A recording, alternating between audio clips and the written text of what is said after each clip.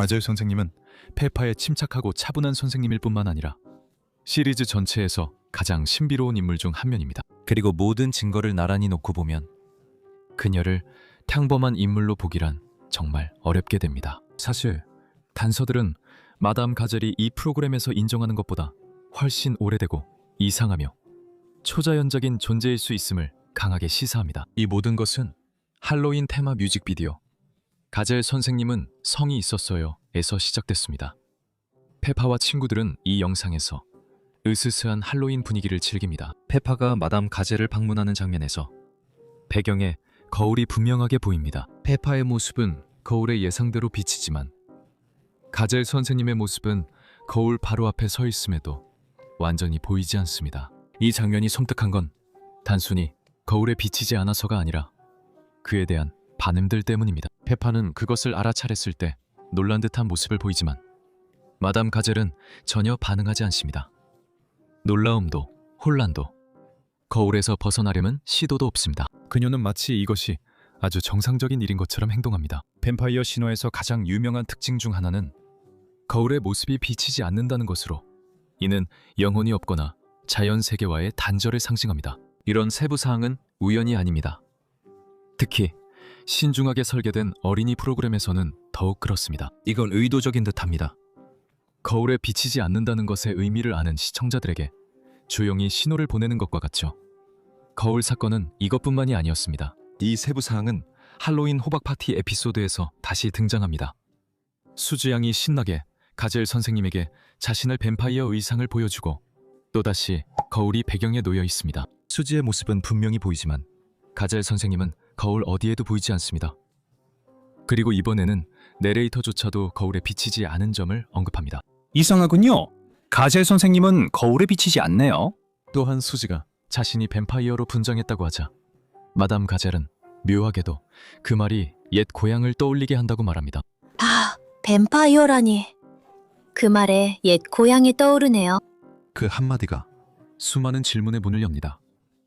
어떤 나라가 뱀파이어의 추억을 떠올리게 할까요?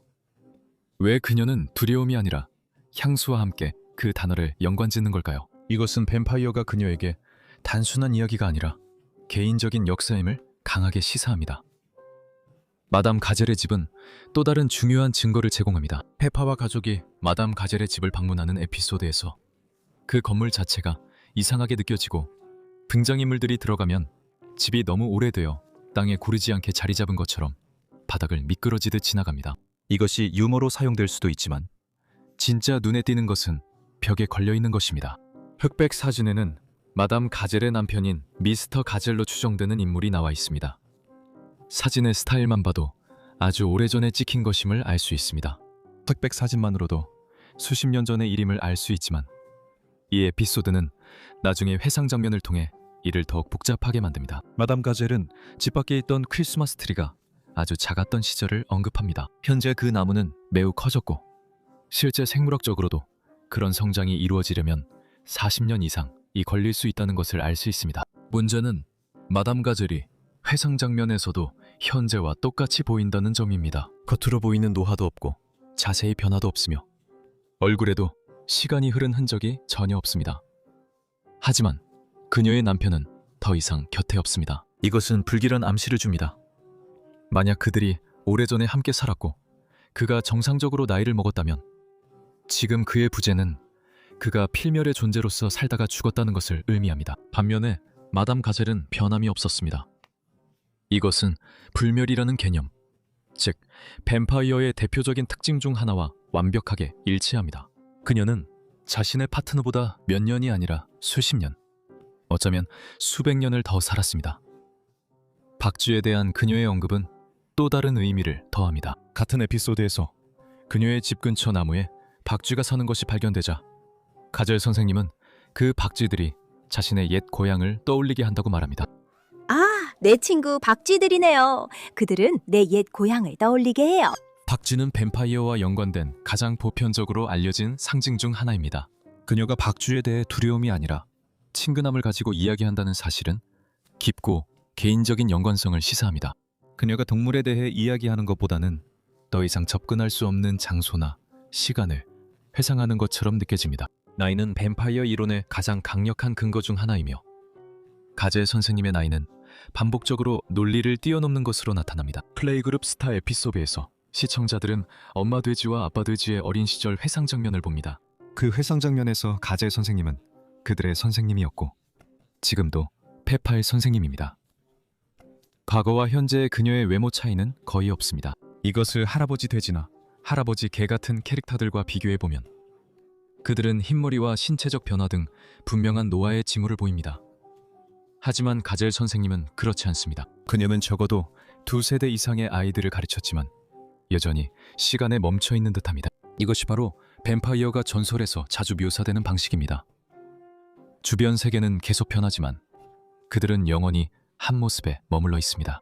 그녀의 신체 능력은 그녀를 평범한 인물들과 더욱 구분짓습니다. 배트와 공 에피소드에서 가젤 선생님은 아이들과 함께 게임에 참여하고 공을 너무 세게 쳐서 학교 지붕을 뚫고 날아가게 만듭니다. 이 장면은 유머로 연출됐지만 잠시 생각해보면 전혀 말이 안 됩니다. 그녀는 나이가 많은 인물로 그려지지만 시리즈의 다른 모든 어른들보다 뛰어난 힘을 보여줍니다.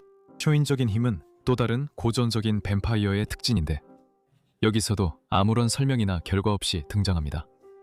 마치 시청자들이 그냥 받아들이길 바라는 것처럼 말이죠. 태양, 바다, 그리고 눈 에피소드는 가장 설득력 있는 증거일 수 있습니다. 마을 사람들이 해변에 갔지만 모든 것이 눈으로 덮여 있었습니다. 모든 등장인물이 예상대로 정확히 반응합니다. 그들은 떨고 불평하며 차가운 물을 피합니다. 엄마 돼지는 바닷물에 거의 손도 대지 못하고 차가움에 놀라 바로 물러섭니다. 하지만 가젤 선생님은 바로 물속으로 뛰어들고 침착하게 수영하며 물이 얼마나 기분 좋은지 이야기합니다.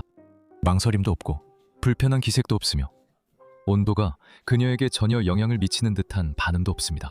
뱀파이어는 종종 내열한이거나 극한 온도에 영향받지 않는 존재로 알려져 있습니다. 가젤 선생님이 얼음물 속을 마치 따뜻한 여름날처럼 움직이는 모습은 이 설명에 완벽하게 들어맞으며 그녀를 화면 속 다른 모든 캐릭터들과 차별화시켜줍니다. 그녀의 야행성 습관은 또 다른 불안한 디테일을 더합니다. 페파가 가젤 선생님의 기니피그를 돌보도록 선택된 에피소드에서 돌봄 지침은 엄마 돼지와 아빠 돼지를 충격에 빠뜨립니다. 그 목록에는 한밤중에 기니피그의 털을 빗어주는 것이 포함되어 있습니다. 이것은 일회성 작업이 아니라 정기적으로 해야 하는 요구사항으로 제시됩니다. 대부분의 사람들에게 한밤중에 일어나서 반려동물을 손질하는 것은 터무니없는 일이겠지만 야행성 존재에게는 완전히 정상적인 일입니다. 뱀파이어는 밤의 존재로 잘 알려져 있으며 다른 이들이 잠든 동안 활동합니다. 이 세부 사항은 가젤 선생님이 다른 사람들과 같은 수면 패턴을 따르지 않는다는 생각을 조용히 뒷받침해 줍니다. 또한 마늘과 관련된 이상한 점도 있습니다. 야생마 숲 에피소드에서 야생 마늘이 언급되는데 가젤 선생님은 자신이 마늘을 좋아하지 않는다고 공개적으로 말합니다. 저것은 야생 마늘이에요. 저도 별로 좋아하지 않아요. 이 부분이 눈에 띄는 이유는 그녀가 평소 아이들에게 새로운 시도와 자연을 소중히 여기라고 격려하기 때문입니다. 마늘은 민속에서 가장 오래되고 잘 알려진 뱀파이어 퇴치제 중 하나입니다. 페파피그가 이 사실을 진지하게 직접 언급하는 일은 절대 없겠지만 그녀가 마늘을 싫어하는 것으로 특별히 언급하는 것은 의미가 없다고 하기엔 너무 구체적입니다. 일부 시청자들은 가젤 선생님이 낮에 걸어다니니 뱀파이어가 아니라고 주장하지만 이는 모든 뱀파이어가 같은 규칙을 따른다는 가정입니다. 많은 현대의 뱀파이어 해석에서는 진화, 적응 또는 햇빛을 견딜 수 있게 해주는 특별한 보호장치가 포함되어 있습니다. 가젤 선생님은 더 오래되고 강력한 뱀파이어 유형일 수 있으며 현대 사회에서 눈에 띄지 않게 살아가는 법을 터득했을 수도 있습니다. 그녀의 침착한 태도, 두려움 없는 모습, 그리고 주변 환경을 완벽하게 통제하는 모습은 수세기 동안 적응하고 자신의 존재를 다듬어온 사람임을 시사합니다. 이 모든 세부 사항을 개별적으로 보면 농담이나 우연 혹은 배경개그처럼 보일 수 있습니다. 하지만 이 모든 것이 모이면 놀랍게도 일관된 그림을 만듭니다. 거울에 비치지 않는 인물, 설명되지 않은 과거, 나이를 가늠할 수 없는 외모, 초자연적인 힘, 추위에 대한 면역, 야행성 습관, 마늘을 싫어함, 그리고 박쥐와의 향수 어린 연결고리까지, 그리고 고대의 고향까지 이는 무작위로 모인 특징이 아니라 어린이 만화에 숨겨진 교과서적 뱀파이어 프로필입니다. 페파피그는 가젤 선생님이 뱀파이어라고 직접 말하지 않으며 앞으로도 아마 그러지 않을 것입니다. 하지만 그럴 필요도 없습니다.